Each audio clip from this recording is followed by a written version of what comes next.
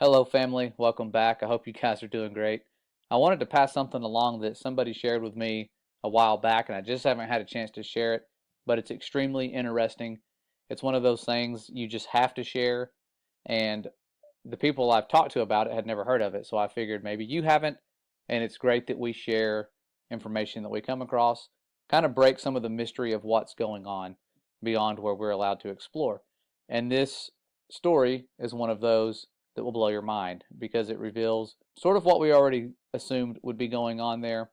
But this person that shared this with me was very kind and said, "Hey, this is really cool. Have you heard about this?" And I haven't heard anything about it until they shared it.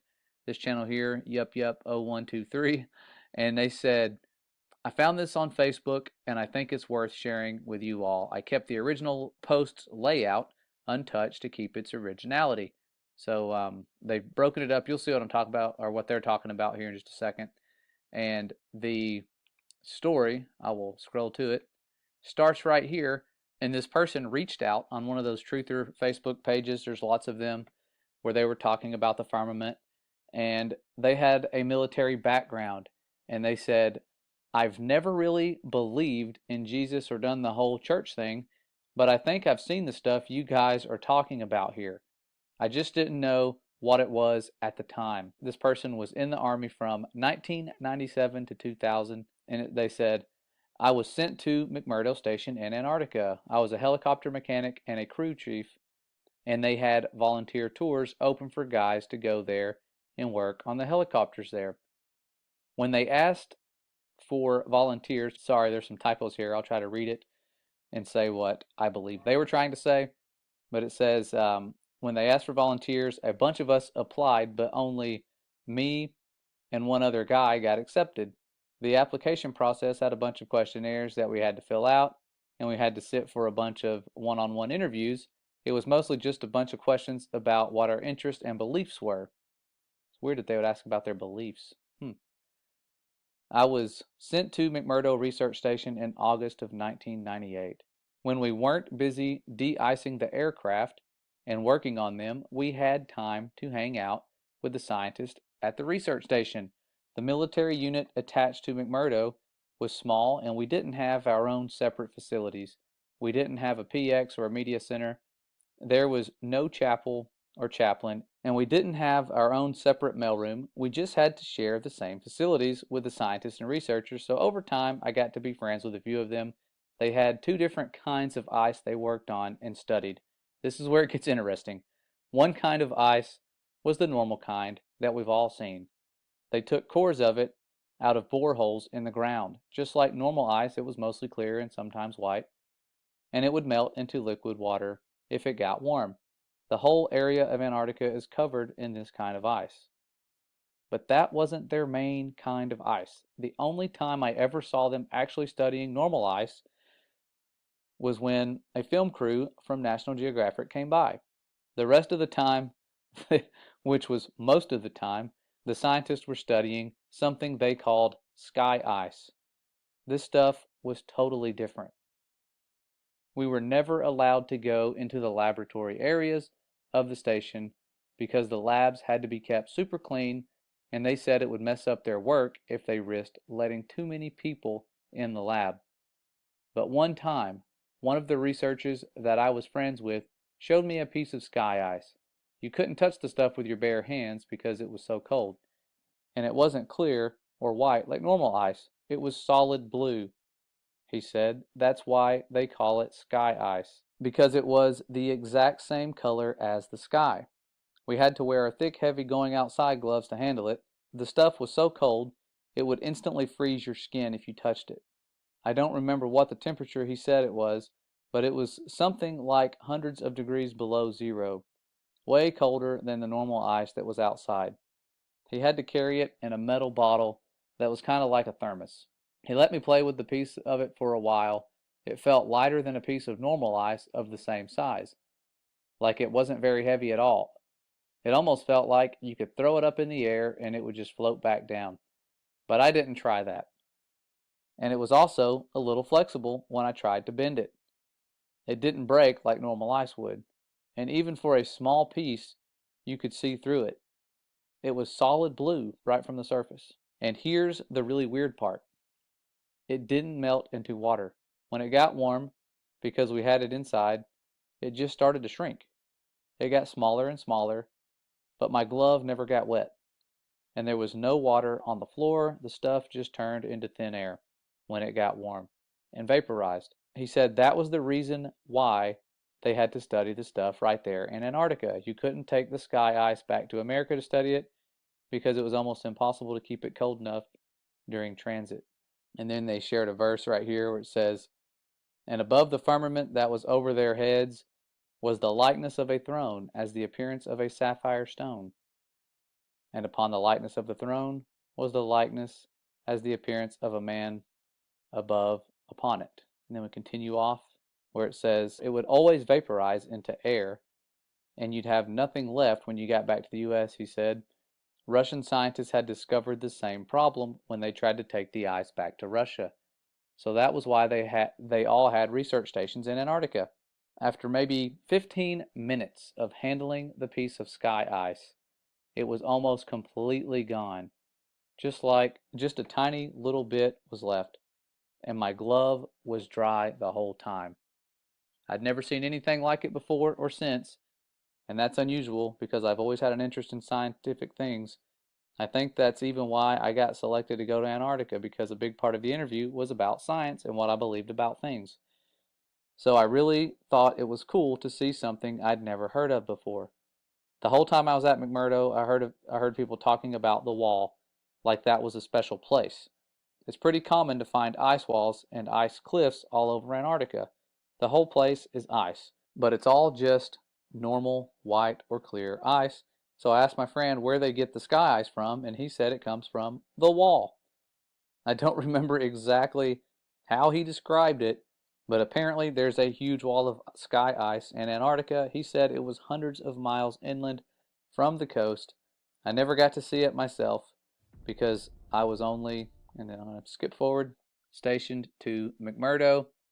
I didn't get to go out on expeditions. He said it was the biggest natural structure in the world. Imagine that. He said that in the 1960s, the U.S. Army had a plan to bore a tunnel into the wall, but they didn't have a boring machine that could handle the super cold temperatures, so they had a whole testing project in Greenland where they developed ice tunnels and invented new boring machines that could operate in super cold temperatures. So this was back when they were going into forming NASA and all the other things that were kind of strange, the Antarctic Treaty, around that time, pretty close to it. And he says, like they did this whole big thing in Greenland for just practice.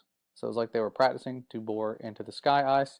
I'm not an expert on that, but that's just what he told me. Then, once they had the new boring machine figured out, they brought it to the ice wall, or to the wall in Antarctica. He said that the machine bored a tunnel. I don't remember exactly, it was like 5 or 10 miles into the wall, but that they never broke through the other side of the wall, and that they still don't know how thick the wall is even to this day. And I'm probably not remembering this part correctly, but I think he said that at first the floor of the tunnel was solid rock, but after a mile or two in, the floor was sky ice, like it was sky ice underneath after a certain point, or something like that. And apparently the wall slowly builds itself back up. So it slowly builds itself back up after you cut it, because after a year or so, the tunnel had shrunk smaller all by itself, like a self-healing wound. It starts closing up. They had to leave the boring machine inside the wall because the tunnel shrunk too small to get it back out. And after a few decades, the tunnel was completely gone, like the part of the wall was solid again. He said that now the scientists were trying to use technology to figure out how thick the wall is. He said something about putting earthquake sensors all along the wall, and that somehow you could measure the signal from an earthquake to see how thick the wall is. But he kind of lost me on that part. I never really thought about any of that after I left. It was really weird stuff, but I didn't think it was a big deal at the time. But then a few weeks ago, I saw a map of the wall in Antarctica, except the map was all flat and crazy looking, and it showed the wall going all the way up over the whole Earth. So since then, I've been trying to learn more about the sky ice that I saw and the wall that I heard about, but I can't find anything at all. So now I'm really wondering if there could be a connection here.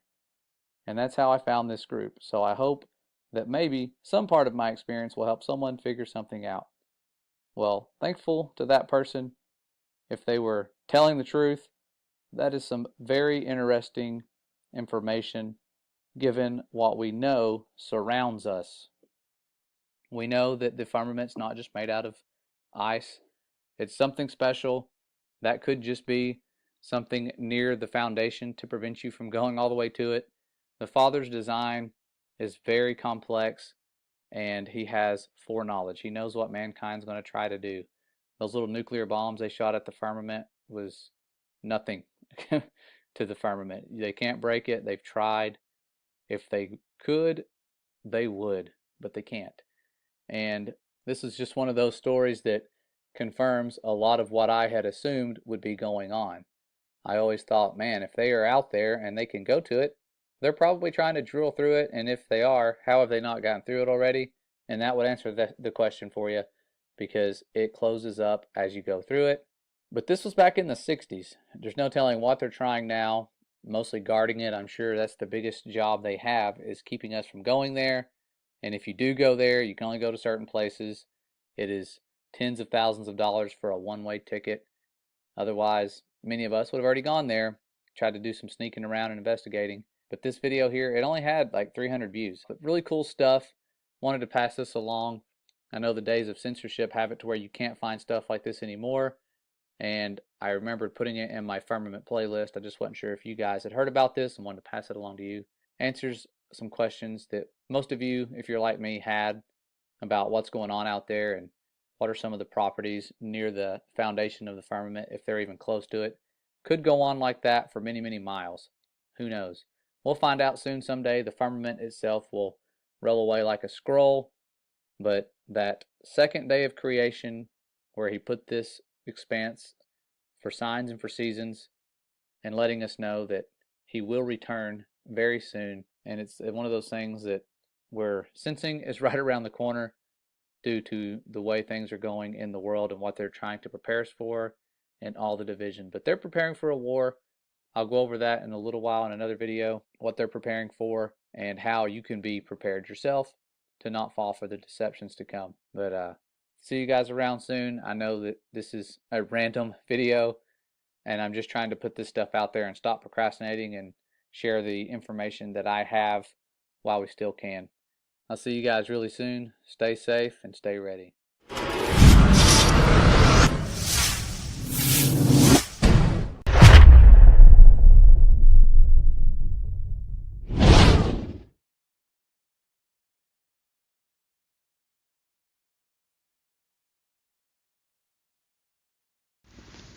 Hi everybody, welcome back to Flat Water, Flat Earth.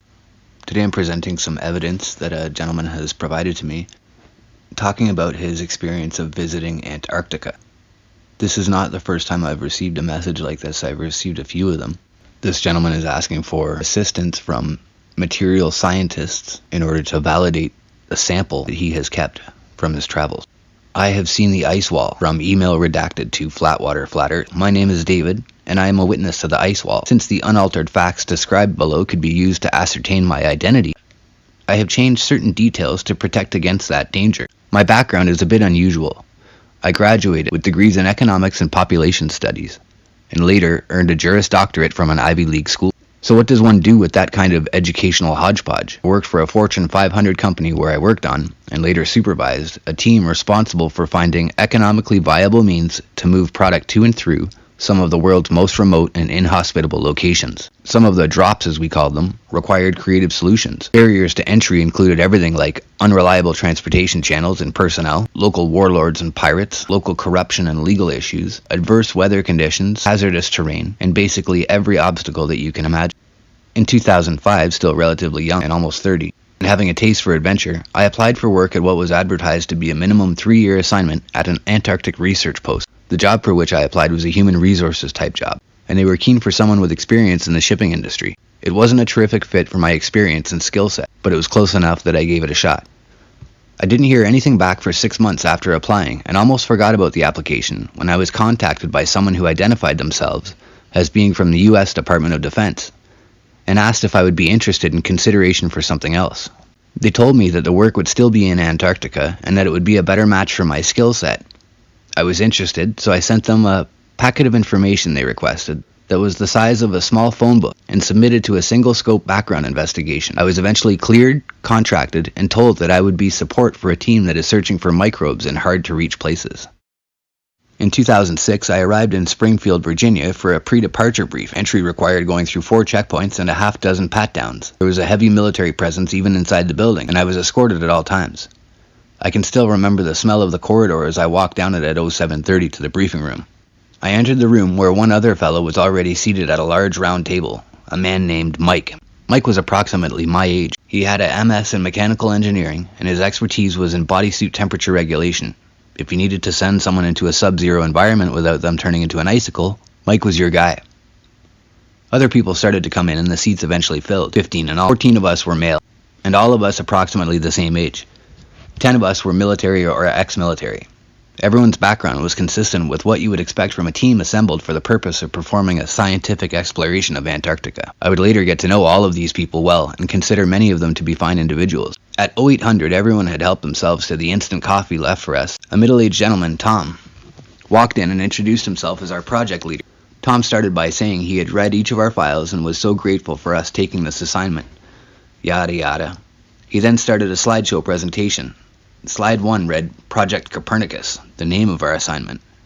The slideshow illustrated some of the early days of the project. We were one of 6 teams working under a task force, ultimately under the authority of the National Geospatial Intelligence Agency. He then asked the questions, why does an Antarctic research mission require its personnel to have top secret clearance? Anyone? And what was probably the first indicator that I was the troublemaker of the group, I answered, it doesn't. Tom darted his eyes at me with a bit of surprise in his expression, as though it was crossing his mind that I already knew what was coming next. But he continued, why would the teams working on such an assignment be compartmentalized? Why would its members be chosen individually instead of corporately? What does Antarctic exploration have to do with the security of the United States? Nobody answered. These questions had all crossed our minds, and we expected to eventually get answers, but we didn't expect to get asked those very questions from the man under whom we would be working. The answer, he said with some pause for drama, is that we're not here to explore the Antarctica that you studied in grade school. More pause for drama. I'm sure he was enjoying it. We're here to explore the real Antarctica. Tom flipped to the next slide, a map of a flat Earth, and the words, the Earth is flat. I laughed, in my mind. Others laughed as well, but I can't say whether I merely projected my amusement on them, or whether they were actually laughing as well. Tom clearly anticipated our reaction. Without a word, he flipped to the next slide, a photo of a battleship alongside an ice wall that dwarfed it by comparison. Next slide, a photo taken from approximately a mile in air, ocean at bottom against the ice wall, followed by an incredible empty vastness that eventually disappeared into darkness. Next came a video. It was a heavily bundled Tom, though a bit younger, walking atop the ice wall where it met the ocean, and narrating his observations. It appeared to be his first visit, later confirmed to be so, and he was expressing the surrealness of his experience. More videos, more pictures, more graphs, data, and explanations. The slideshow ended, and Tom told us that we would be supporting exploration beyond the ice wall. Well, to say that there was a lot of discussion at that point is an understatement. We didn't know if this was a joke or a test, if Tom was just a lunatic, or if we and everyone around us had truly been fooled all of our lives. I had been programmed, and this data did not work within the confines of that program. I had to see it for myself. 2 weeks later, I did. The team traveled by ship. The journey was incredibly long. The days kept getting cold. Eventually, we reached the wall. The first thing that struck me was that it was so irregular in height and shape. The illustrations and videos that Tom showed us seemed to illustrate a uniformity about it, but seeing it in person revealed that this wasn't the case. Some sections of the wall were sloped, while others were not. I would describe some areas to be 2 to 3 times the height of the Washington Monument, while others appeared to be much taller than that. On this particular visit, I did not leave the ship and therefore did not see things from atop the wall, but I can confirm that the wall is gigantic and appears almost infinite. This just scratches the surface of my experience and observations.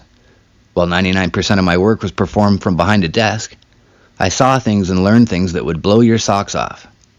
The first question is whether the Earth is flat. It is. The second question is whether the world as we know it is surrounded by an ice wall. It is. The third question is, what is beyond the ice wall? We have a tiny sliver of the answer to that question, and the little bit that we know is astounding. I've kept this to myself long enough. I'm tired of the lies. Mostly, I'm tired of seeing the wrong people prosper because of those lies. I need help. I want to get this story out, and I need to do so safely. I'm not keen on being locked away for violating my security clearance. I expect to be vulnerable to harassment or harm by private individuals, foreign governments, and probably my own government as well. I'm writing this from a laptop that I purchased with cash 2 years ago and haven't used until earlier this week. I am in a parking lot outside a motel using their free Wi-Fi. I've gone over this message in my mind for years. I thought about posting to YouTube or sending it to media outlets, but I can't get myself into a situation where I've given up my freedom so that a total of 100 people can hear my story and disregard it. I am not a paranoid person, and I do not live my life in fear, but I don't believe in taking unnecessary risks. I knew that I might someday need or want sound evidence to back up my story. Photos can be fake, documents can be forged, witnesses can perjure. I'm not about to let myself be dismissed as a lunatic or a liar. So let me ask you, what would you do? I did something, and it doesn't involve photos. I have verifiable proof of my journey and where it led, but a premature disclosure or a release could undermine my ability to authenticate it. I hope to soon be in a position where I can disclose it. I don't enjoy being cryptic. As the operator of a YouTube channel, I am hoping that you could offer some suggestions for getting this story out. My goal is to use the audience to get attention, but also to find reputable and sympathetic chemists and material scientists with the knowledge and access to technology needed to perform a qualitative analysis of something acquired from beyond the ice wall. Please let me know if you can help. Thank you. David. End of message. So as I said earlier, other people have sent me messages similar to this before. When they did that, I didn't take the opportunity to record what they had sent me and keep it for posterity. So this time when this message came in, I thought that I had better keep a copy of it and share it with you guys. There is what David has sent me. I hope this was interesting to you and informative, if nothing else. Thanks for watching, guys.